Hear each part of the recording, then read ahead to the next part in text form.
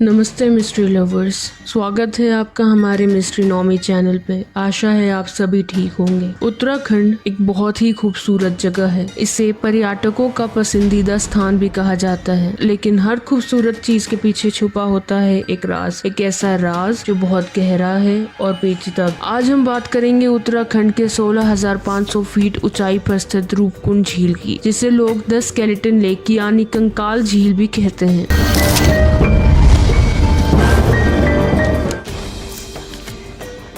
रूपकुंड एक बेहद ही खूबसूरत जगह है, ऐसी जगह जहाँ किसी का भी जीवन में एक बार जाने का मन कर जाए सिर्फ तस्वीरें देखकर। पर इस खूबसूरती पर एक दाग है। जी हाँ, रूपकुंड झील में पाए गए हैं मानव कंकाल और इंसानों के अवशेष, और ये 1-2 नहीं बल्कि 300 से 800 तक हैं। ये कंकाल पहली बार 1942 में खोजे गए थे और इनकी खोज वन अधिकारी हरि कृष्ण माधवल ने की थी। इस खोज के बाद सबसे बड़े सवाल उठे, इतने लोग एक साथ यहाँ कैसे मरे, ये लोग कौन थे और इनके मरने का कारण क्या था। इन सवालों के जवाब ढूंढने के लिए वैज्ञानिकों ने अपनी रिसर्च शुरू की। रिसर्च के परिणाम से पहले ये अफवाह थी कि ये सारे वर्ल्ड वॉर 2 के पीड़ित थे, पर रिसर्च के बाद यह सामने आया कि ये अवशेष उससे भी पुराने हैं, लगभग 800 ईस्वी और 1800 ईस्वी के बीच के। इसके बाद सभी लोग अपनी अपनी थ्योरीज के साथ आगे आने लगी। एक लोक कथा के अनुसार हिमालय को हिंदू पौराणिक कथाओं और धर्म में भगवान शिव का निवास माना गया है। वास्तव में भगवान शिव की पत्नी देवी पार्वती,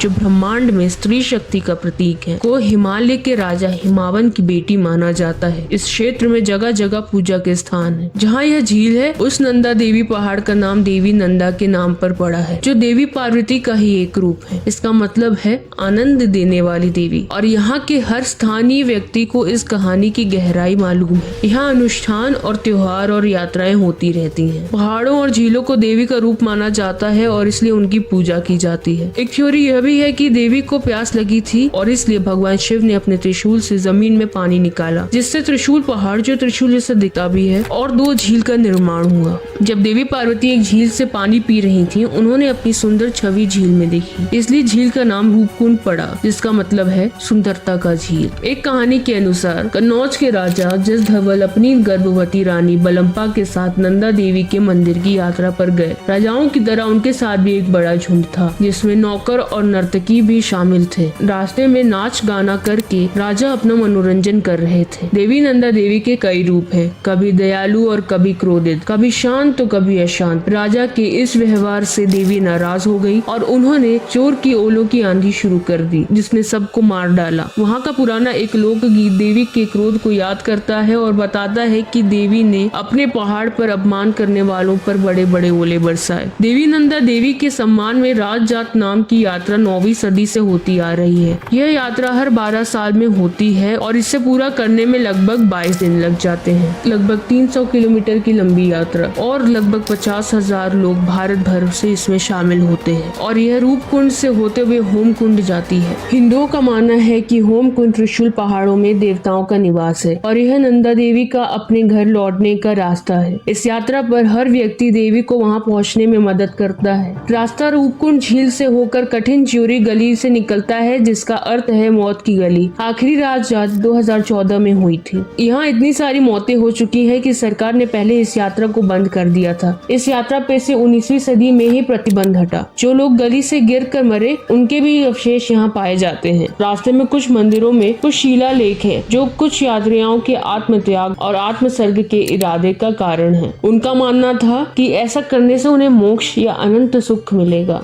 जो कि गलत है, क्योंकि आत्मत्याग कभी भी भगवान को खुश करने का कारण नहीं बन सकता। आत्मत्याग या आत्मसर्ग को सरकार ने 1931 में बैन कर दिया था। अगस्त 2018 में भारतीय सरकार ने यहाँ के पर्यटन पर प्रतिबंध लगा दिया था, ताकि इस क्षेत्र और उसकी वास्तविकता को सुरक्षित रखा जा सके। वैज्ञानिकों को अभी भी अनुमति दी गई है और यहाँ के रहस्यों को सुलझाने पर काम चल रहा है। कंकाल झील यानी रूपकुंड झील तक पहुँचने के लिए कठिनाइयों का सामना करना पड़ता है। यह चमोली जिले के पास है और यहाँ पहुँचने के लिए कुछ दिनों का ट्रैक करना जरूरी है। साल भर यह बर्फ से ढका रहता है और झील सिर्फ अगस्त और सितंबर में दिखाई देती है। रूपकुंड झील अपनी भयानक खूबसूरती और रहस्यमय इतिहास की वजह से एक लोकप्रिय ट्रेकिंग स्थान बन गया है। इसे अक्सर मिस्ट्री लेक या कंकाल झील के रूप में जाना जाता है, जो अपने इतिहास से आकर्षित पर्यटकों को खींचता है। हालांकि स्थल के संरक्षण को लेकर चिंता बढ़ रही थी, क्योंकि कुछ पर्यटकों ने कथित रूप से यहाँ से हड्डियों और अन्य ऐतिहासिक वस्तुएं स्मृति चिन्ह के रूप में ले ली, जो बहुत ही अजीब बात है। यहाँ आने के लिए विशेष अनुमति की आवश्यकता होती है। 2018 में रूपकुंड में पर्यटकों के लिए प्रतिबंध लागू कर दिया गया था, लेकिन हाई कोर्ट के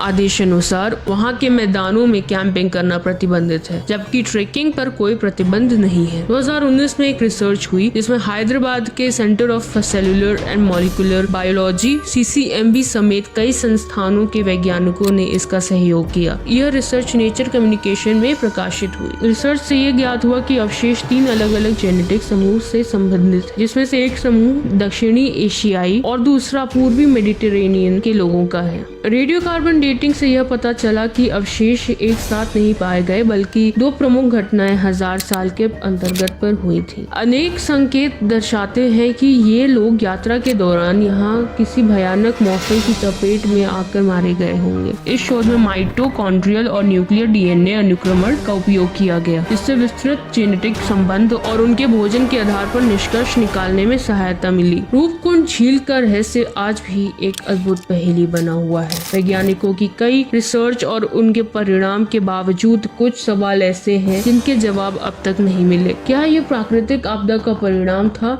या देवी का प्रकोप, और हर यात्रा के दौरान यहाँ किसी न किसी की जान क्यों जाती थी? यह रहस्य अब तक सुलझ नहीं सका। अगर आपको वीडियो पसंद आई हो तो इसे लाइक करें और सब्सक्राइब करें, और ऐसी ही रहस्यमय वीडियो का इंतजार करते रहें।